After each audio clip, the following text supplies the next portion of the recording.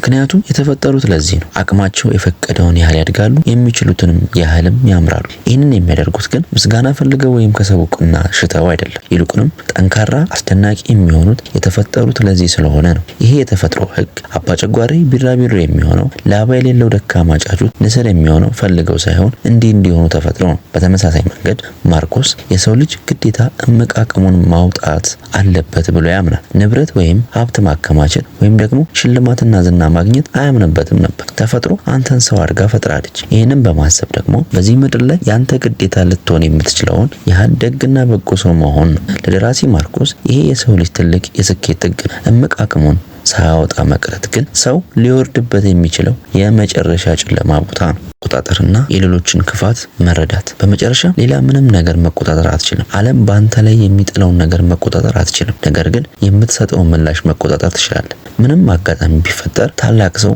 ማዕበሉን አልፎ ሙሉና በጎ አቅሙን አውጥቶ ይኖራል። ይህ ደግሞ እንደ ሰው ያንተ ግዴታ ነው። ማርቆስ ንጉሠ ነገሥት ነበር። ስለዚህ ቀኑን ሙሉ ቁጭ ብሎ መጻፍ ቢወድም እንኳን ስራውን እሱ አልነበረም። ብዙ አልጻፈም። ከብዙ ነገሮቹም ከብዙ ሰዎች ጋር መጋፈጥ ነበረበት። ከምንም በላይ ማርቆስ የሚያምነው ክፉ፣ መጥፎ ወይም በሆነ መንገድ የማይረቡ ሰዎች የዚህ ዓለም አካል ናቸው ብሎ ነበር። ዓለም እነዚህ ሰዎች እንዳታሳይ መለመን አንድ የወይን ተክል እሾህ እንዳይኖረው የመጠየቅ ያህል ሞኝነት። አትጃጃል። ልታደርገው የምትችለው ምንም ነገር የለም። ማርቆስ እንደሚለው መጥፎ ሰዎች አሉ፣ በህይወት ታገኛቸዋለህ። ነገር ግን ማርቆስ በደግነት ያምን ነበር። ሰዎች መጥፎ ነገር ማድረግ የሚፈልጉት አውቀው ሳይሆን ካለመረዳት የተነሳ እንደሆነ ያስብ ነበር። እነዚህ ሰዎች ለማስተማር ልትሞክር ትችላለህ፣ ግን ይሄ ሁልጊዜ አማራጭ ላይሆን ይችላል። ስለዚህ ዓለም ምቀኞችን፣ ክፉዎችን ወይም ሰነፎች ወደኛ ከመላክ እንድትቆጠብ ማድረግ ካልቻልክ እና እነዚህ ሰዎች መረዳት ካልቻልክ ዝም ብለህ መታገስ አለብህ። ወደ ውስጥ መመልከትና አለመፍረድ። ወደ ውስጥ ተመልከት። ለራሱ እንዲህ ሲል ጽፏል።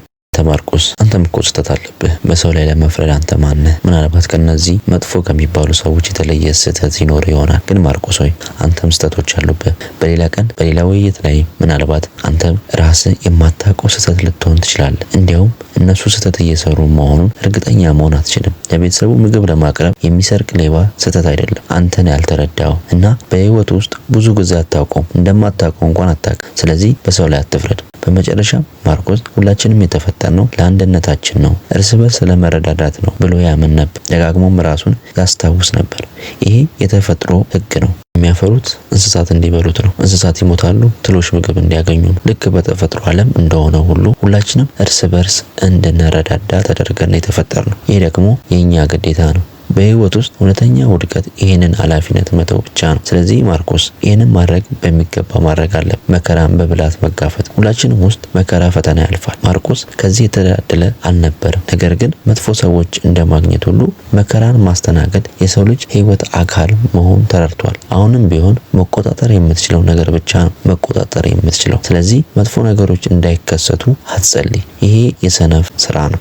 ማርቆስ ለራሱ እንዲህ ብሏል። እነዚህ ነገሮች መከሰታቸው አይቀሬ ነው። ልታደርገው የምትችለው ምንም አይነት ነገር የለም። ነገር ግን አንተ መቆጣጠር የምትችለው ማርቆስ ሆይ ለእነዚህ የምትሰጠው ምላሽ ነው። መከራ ሲመጣ ደጋግሞ ይመጣል። ማርቆስ እንደሚለው እንደሚመጣ ታውቃለህ። ለመጋፈጥ ዝግጁ መሆን መቆጣጠር ትችላለህ። ያ ቀን ሲመጣ መጥፎ ነገር ስለተፈጠረ አትዘን፣ ለራስህ አትራራ፣ አታማረር። ይልቁንም ያ መከራ ሳትጎዳ ለማለፍ የሚያስችል አቅም መንፈስ ስላለ እድለኛ እንደሆንክ ቁጠር። ማርቆስ ለራሱ እንዲህ ይላል፣ እነዚህ ክስተቶች እንደ ጨካኝ ደፋር ሰው ተጋፈጣቸው፣ መከራም በድፍረት እለፉ እና ማስከተል ይሄ መጥፎ ነው ተብሎ የታሰበው ነገር በጭራሽ መጥፎ እንዳልነበር ይልቁንም የመጽናናት የመነሳትና የወደፊት የመቀጠል አጋጣሚ እንደነበር በምትረዳበት ጊዜ በድል አድራጊነት ማሮ ትቆማለህ። ማርቆስ እነዚህ ክስተቶች ሲመጡ አታማር፣ ተንቀሳቀስ፣ ታገስ ይላል። አንድ ነገር ወይም ልትታገሰው ትችላለህ ወይም አትችልም። ታዲያ ያ ልትታገሰው የማትችለው ነገር በአንተ ላይ ቢመጣ ራስን አታዋርድ። ሰዎች ሁሉ ይሞታሉ፣ ነገር ግን ሁሉም ሰዎች እያማረሩ አይሞቱ። የቁሳቁስ እይታና እውነተኛ ዋጋ። ማርቆስ እጅግ ባለ ሀብት ነበር፣ ነገር ግን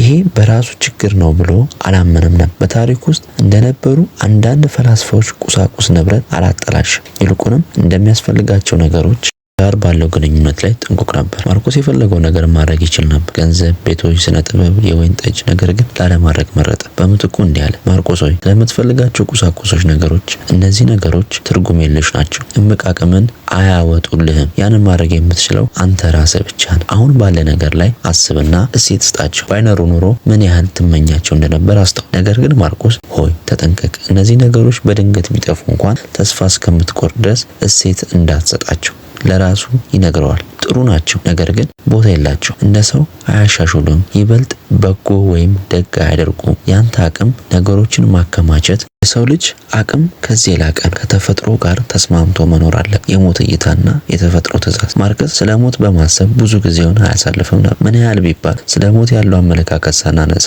ይህንን ቪዲዮ መስራት የማይቻል እስከሚሆን ድረስ ስለ ሞት ያለ እይታ በጣም ቀላል ነበር። ወደድክም ጠላህም ይመጣል። ይሄ ከአንተ ቁጥጥር ውጪ መሆኑን ደጋግመህ ለራሴ ነግሯል። ስለዚህ ሞት በመፍራት ወይም ስለሟች በመጨነቅ ጊዜን አታባክን። ልክ ተፈጥሮ እርስ በርስ እንድንደጋገፍ ሙሉ አቅማችን ላይ እንድንደርስ ደግ እንድንሆን እንዳዘዘች ሁሉ እንድንሞትም መድባለች። ሞት ግዴታ ነው። ስለዚህ እዚህ እያለህ ኑር፣ ደግሁን፣ ጥሩውን በተፈጥሮ ውስጥ ያለህን ሚናን ተወጣና ከዚያ ሞት። ምክንያቱም ሞትም የዛ ሚና አካል ስለሆነ ደስታና እርካታ። ማርቆስ ከጥቂት ሌሎች ሰዎች ጋር በመሆን ስቶሲዝም ተብሎ ለሚታወቀው ፍልስፍና ፈርቀዳጅ ነበር። ስቶሲዝም ብዙ ነገሮች ያምን ነበር። የሀሳብ ትምህርታቸውን ሎጂክ፣ ስነ ምግባር፣ ኤቲክስ፣ ፊዚክስ እና ሌሎችንም በርካታ ነገሮች ያጠቃልላል። ነገር ግን ስቶሲዝም ፍልስፍና ላይ የሚገኝ አንድ ትልቅ እውነት አለ። የጊዜ ደስታና እውነተኛ ደስታ። ገንዘብ፣ ዝና፣ ስኬት እንኳን ሳይቀር ጊዜያዊ የደስታ ስሜትን የሚሰጡ ውጫዊ ማነቃቂያ ናቸው። ይሄ ግን እውነተኛ እርካታ አይደለም። እውነተኛ እርካታ እንደዚህ ጊዜያዊ አይደለም። እርካታ